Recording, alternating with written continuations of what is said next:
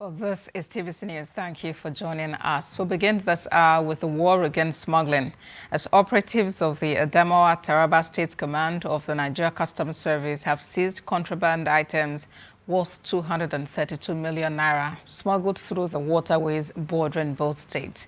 Controller in charge of both states, Isiaka Adegboyega, said the operation is in continuation of sustained efforts to check activities of economic saboteurs. Correspondent Owolabi Adenusi filed in this report. These are the foreign parboiled rice that were seized.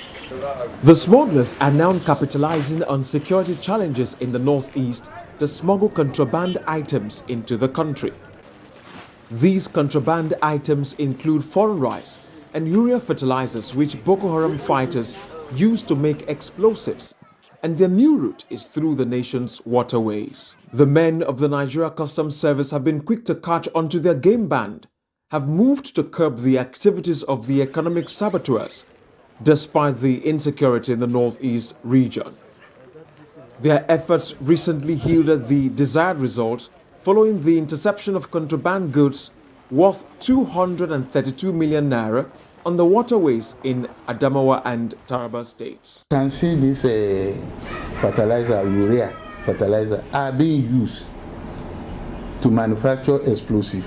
That is why you have all this bomb here and there and this thing. But some people don't care. It is just because of their own selfish something. They want to make money at the detriment of the security implication to the country. The Adamawa and Taraba State Customs Controller says his men will continue to work round the clock to check the activities of smugglers. Consequently, he warned smugglers to desist from smuggling with the promise that no smuggler will go unpunished if caught. And we insisted that if they keep coming, we will keep arresting them. These issues were made both on transit and on exit. They were trying to exit the border. The intercepted items include 4,649 urea-band fertilizers of 50 kilograms, 1,500 sachet of banned tramadol, foreign rice, 562 jerry cans of premium motor spirit, second-hand clothes of 37 bales, assorted phones, PCs 838, 955 wristwatches, vehicle 22 units, and foreign soap, cigarettes, used tires, and other fabrics. It is the right of every child to be educated, but in Nigeria, more than 18 million children lack access to basic education. And this is one of the challenges that children in Makoko, a suburb of Lagos, are facing. To address this challenge, stakeholders from a foundation in the state have braced up to ensure these children have access to education and school materials. Inyolu Akpopola brings us the report. Fishing is one of the major businesses in Makoko community. Both the young and old engage in it. Although this business, among others, puts money in their pockets, the lack of education still limits the possibilities of development. About 20,000 children live in Makoko, and there are just about 4 schools in the area. Aside the imbalance in the ratio of children to the number of schools, they also lack necessary educational materials. This foundation believes in educating these children in their natural environment while giving them materials to work with. We found that this community, these children are not used to land. They're scared of the land. They're afraid of being kidnapped. They're more comfortable on the waters. So we want to take education to them on the waters. We're going to help them build more schools on the waters and equip the schools so that the children can have their educations on the waters. Responsibility does not lie only on the government, it also lies on us as an individual. It's not until you have a lot of money before you can do this. You can pick 1 or 2, 3, 4 children, send them to school. While addressing the concerns of poor educational facilities, the Baale of Makoko says education can influence these children positively. This is the best anybody can do for them to get them educated. Because if they are not engaged with education, they'll be on the streets, roaming the streets. If we can invest a lot in their education, they'll be better off, not just to themselves alone, to the community and to the nation. Do you get it? There is no amount of money. Although these children are yet to speak English fluently, their happiness in the little things makes them want to learn more. For years, many projects have been done to ensure children in this area get access to basic education. But the ones not in school still outweighs the ones in school. But with initiatives like this, it is hopeful that every child will get the opportunity to go back to school and then just maybe turn things around for the better in this area. Iniolua Pokola, Citizen News, Lagos. Let's talk politics now. About 7 months to the 2023 general elections, the Bola Ahmed Tinubu Youth Orientation Network is urging young people to join the movement and support the presidential flag bearer of the APC, Asiwaju Bola Ahmed Tinubu, and his running mate, KashimShettima. There is more in this report. The group held its inaugural conference and had an impressive outing with members represented from across the 6 geopolitical regions in the country. The event provided an opportunity to enlighten the youth on why they should support the joint ticket of the 2 former governors, work with leaders who are acceptable to Nigerians, judging by their antecedents. For the group, they said they will stand with the man who changed Lagos State, build leaders across ethnic and religious divides. Is the man who is going to draw the master plan of Nigeria for us. That we, the youth of this country, is going to follow suit and ensure we are executing the master plan. Remember, if anybody tells you that it's too old for this nation, tell them, which means there's nowhere you go. There should be an elder statesman that controls the nation. The keynote speaker talked about the reason the combination of Tinubu Shettima is the best for Nigerians and the youth at this time in the nation's life. We need someone that can bring out that zeal through good policies to move the nation forward. Bola Tinubu and KashimShettima have proven over time and have been reputed to be talent hounds in all critical sectors of the economy, as well as youth development and empowerment. The group also said this is a time Nigeria needs to begin to think about competence and evidence of work done by leaders who have thrown their heart into the ring to contest for the post of president. Anybody can have ideas. Nigeria is not does not have a shortage of ideas. Ideas are plenty, let me put it. But the truth is, we need people who can translate ideas to structures, who can translate ideas to results with evidence. And Bola Asiwaju Ahmed Tinubu is that man who has done it for Lagos and can do it for Nigeria. For many years, the youth need to begin immediately to mobilize as many people as possible for the rescue on the Nigerian mission projects. And in Ondo State, the Solomon Oladuni Support Group for Tinubu says it is determined to mobilize support for the APC presidential candidate, Asiwaju Bola Ahmed Tinubu.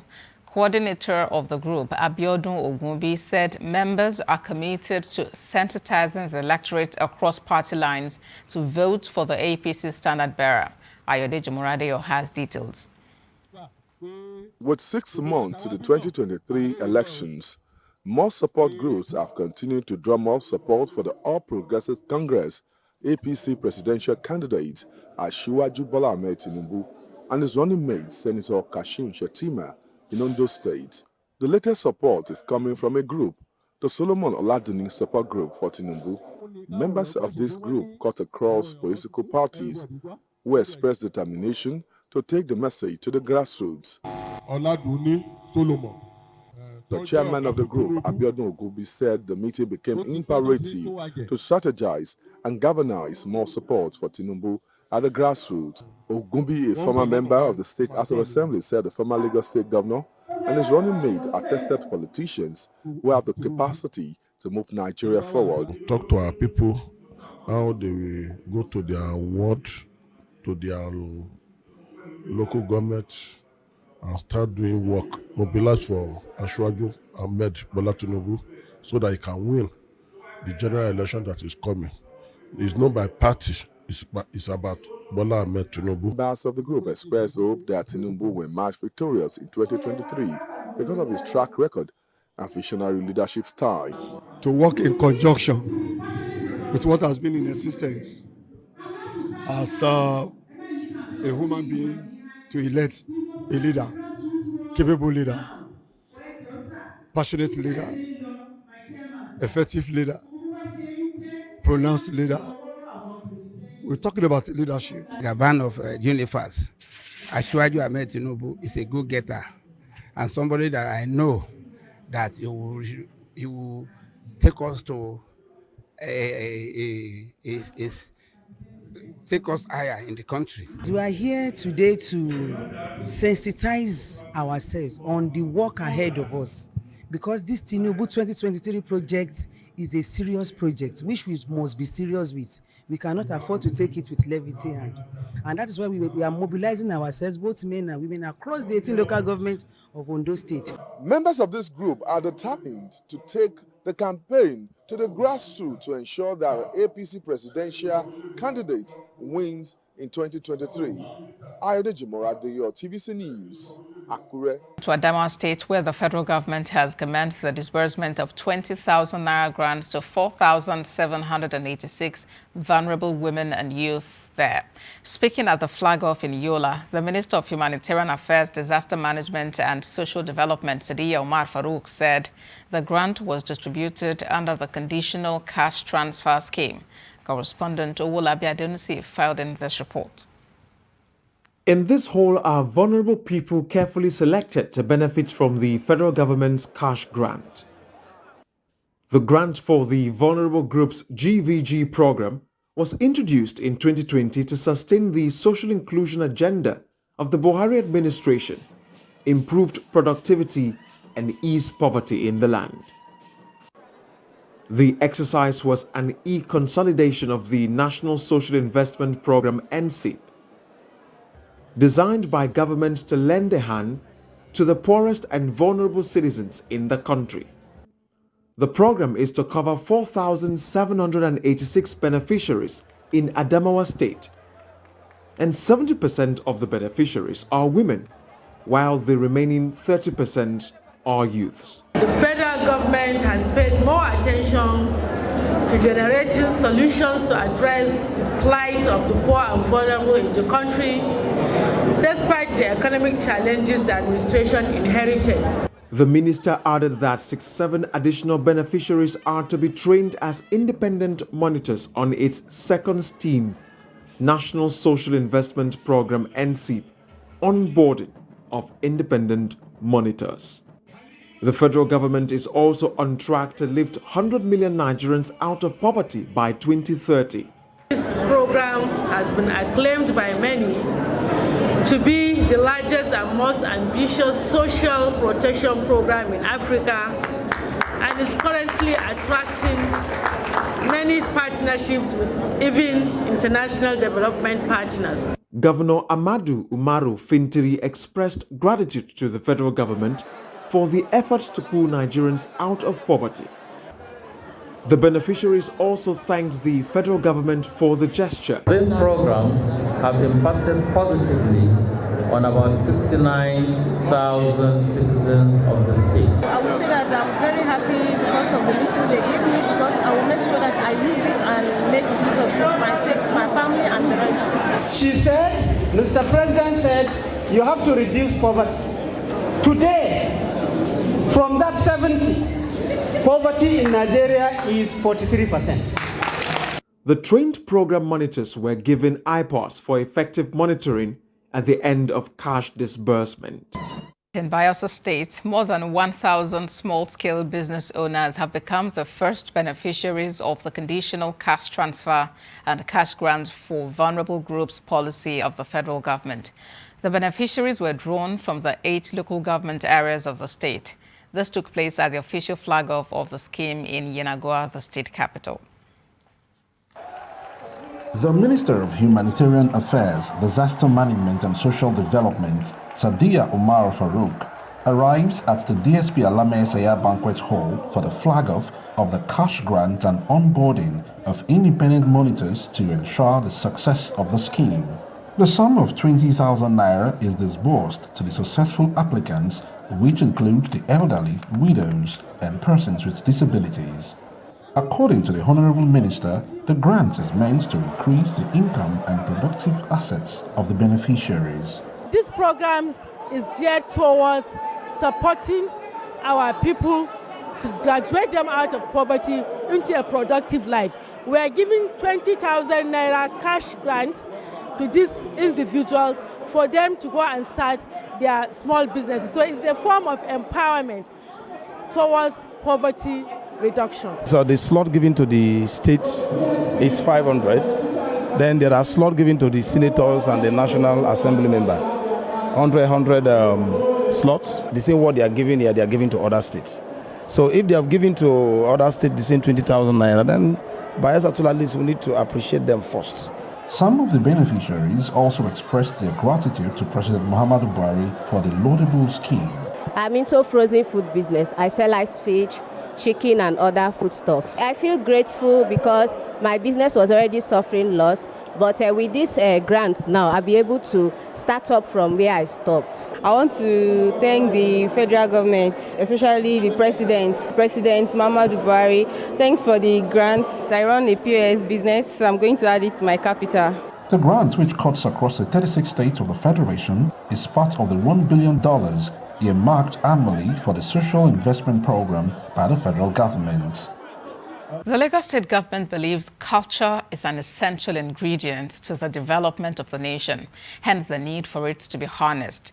The State Commissioner for Tourism, Art and Culture, Uzama Dakimbele Yusuf, made this known at the National Women and Girl Child Conference. TVC News correspondent Theophilus Ilama reports. Culture is said to be a way of life of a people. It's an umbrella term which encompasses the social behavior, institutions, and norms found in human societies, as well as the knowledge, beliefs, arts, laws, customs, capabilities, and habits of the individuals in this group. It's on this premise that this conference is organized, with the theme Westernization, Education, Religion, and Culture, Effects on the Family and Children. The Lagos State Commissioner for Arts, Culture, and Tourism expounded on the effects of Westernization on the growth of a child. Create valuable time for your children, especially the girl child. Why we insist on the girl child? It's the girl child that will nurture the incoming generation. No matter how busy you are as a mother, you must create that time. That is why we are able to multitask. I don't think it's culture that eroded. I think it's the parent. Because when you see some parents now, their children are like 10 years, 15 years, they don't know their village. They don't speak their language. So it's not, the culture has been there. But the problem there is that something went wrong. There's a disconnect. And that's what we want to do. Culture is always there. Culture is knowing your language, knowing where you're from, knowing who you are. Culture is being your brother's keeper, the community, just like she said. But now you cannot caution a child without the mother or the father coming the next day and said, who made you my child's teacher? It's really sickening. The government believes that the home front is pivotal in molding a child. They, however, called on families to imbibe attitudes necessary to aid the child's growth. Once everything is done, they know that this is a problem, and we have started treating it from the inside. But this one is just that you came and you saw, but it has been worked on. And the government, the federal, the local government, the state government, everybody's hand is on deck. And it's a virus. And you know what? It took the whole world to fight COVID. That's what it's taking us. It's going to take us. Westernization is different from civilization. We were a civilized people before the colonialists came. Civilization is different from culture to culture. So somebody, because I do not think like an American, or speak like an American, or do things like an American, doesn't make me less than an American. The people on Koma Hills were civilized at their own level. Theophilus Ilama, CBC News, Lagos. Israel has killed a second top militant from the Palestinian Islamic Jihad group as the death toll continues to rise from airstrikes in Gaza.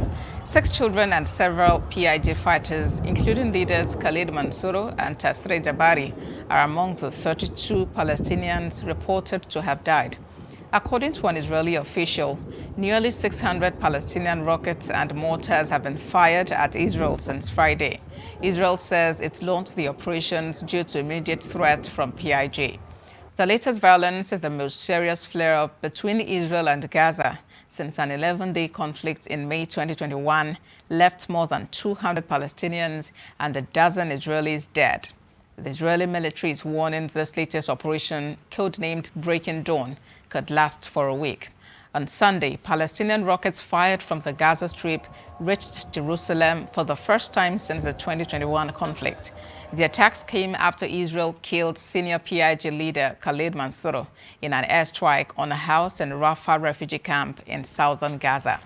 The commander had previously survived 5 assassination attempts by the Israeli military, who accused him of planning militant operations out of Gaza. Some sports stories now. Team Nigeria has secured yet another gold medal at the ongoing Commonwealth Games. The quartet of Tobi Amusan, Favor Ofele, Rose Chukwuma, and Grace Nwokocha emerged winners of the 4x100 meters women's relay race. They set a new African record of 42.10 seconds to win what was Nigeria's 11th gold medal in Birmingham and the historic Commonwealth Games medal. The quartet of Udodi Omozurike, Favor Ashe, Alaba Kintola, and Raymond Ekevo also gave a good show to secure bronze medal in the men's 4x100 meters event. The Nigerian men finished 38.81 seconds to make it to the podium. Nigerian athlete Tobi Amusan has set a new record by winning the 100 meters hurdles gold at the Commonwealth Games in Birmingham, United Kingdom. The 25-year-old clocked 12.30 seconds to set a new games record.